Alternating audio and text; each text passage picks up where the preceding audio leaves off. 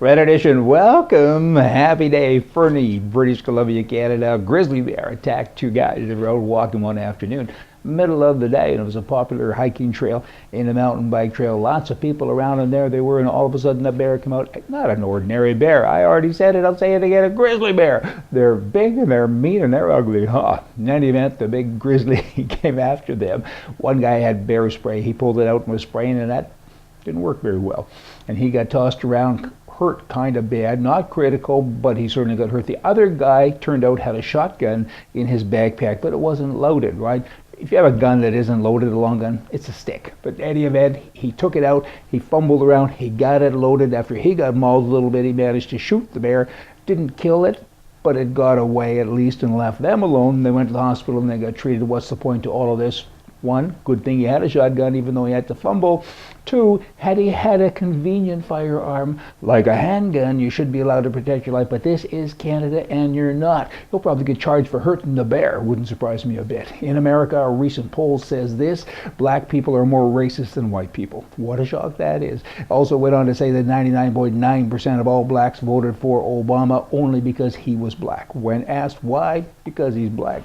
White people think that they're more prejudiced than anyone else, when in fact, according to this study, they're not. Applications for concealed weapon permits in the United States of America are soaring. More than 10 million Americans have concealed carry permits. There's 4 categories of this that's changed over the years. One category is no permit required to carry. You can have a gun in the open. You can have it in your pocket as long as you pass all the background checks, and you can buy a gun and you're of the same mind. There's 4 states that let you do that. Here's the second category. Officials must issue permits to any applicant who is eligible. You have to prove you're eligible, of course. The third one is officials have discretion in using permits or issuing permits, and that's an issue. California, of course, is the big one there, and really it's a sales job with every marshal, every sheriff. Please let me have one. My life is this, my life is that. It's difficult. Number 4, and the last one, concealed carry banned, and there aren't any left in that category. Illinois was the last one, and recently that just came out of it. And I'm one of the 10 million people. Hey, that would be me. In Canada, the Senate, there's so many bad guys in the Senate, senators I'm referring to, they keep taking money that isn't theirs.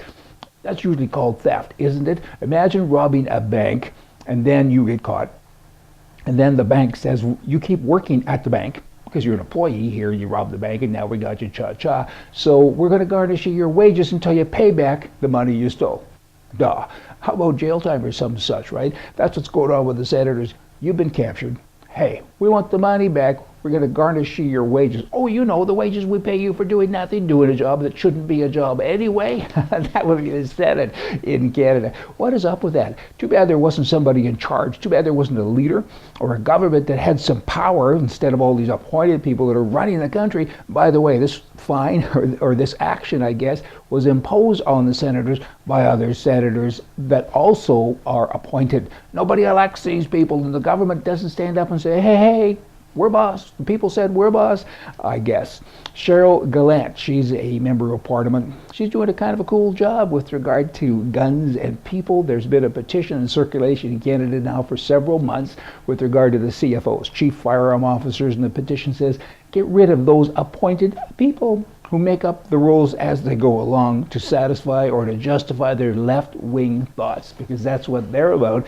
And she's taken them to task, and she wrote me a note I thought it was interesting. Dear Brian, thanks for exercising democracy by signing the CFO petition. I've taken note of your concerns over the inconsistent manner in which federal firearms legislation is being interpreted across the country. She goes on to say that we're going to take it and give it to the right people. I hope it gets there, and I hope something happens because of it. Stupid thief file.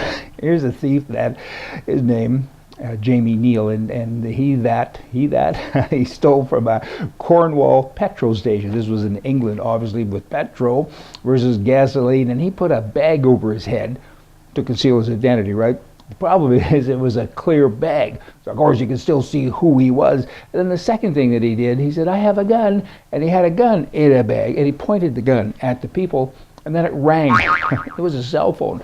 Police came and got him, but took him to the stupid thief file jail. That's where he will probably stay for a long time. Now here is a law that could come to a country near you unless you keep voting right, China. They brought in this law now that says all of you adult people that have children, parents, that'd be it. We're passing a law now, which they've done. You have to visit or greet your elderly parents. Parents are being neglected by their children. Offspring of parents older than 60 should see their daily financial and spiritual needs, see that they are met. And there's a long list of things here that you got to do. How would you ever monitor something like that? They're going to set up a whole new division now to make that happen, I guess. I mean, that's socialism/communism. Pick your verbiage, ain't very nice, and kind of leave us alone and get out of our life. Let me end today with something lighter. My friend thinks he's smart. He said onions are the only food that can make him cry. So I threw a coconut and hit him in the face. Hey, that choked me up. That would hurt, wouldn't it? Y'all come back tomorrow. We're going to have more for you. From the right. See ya.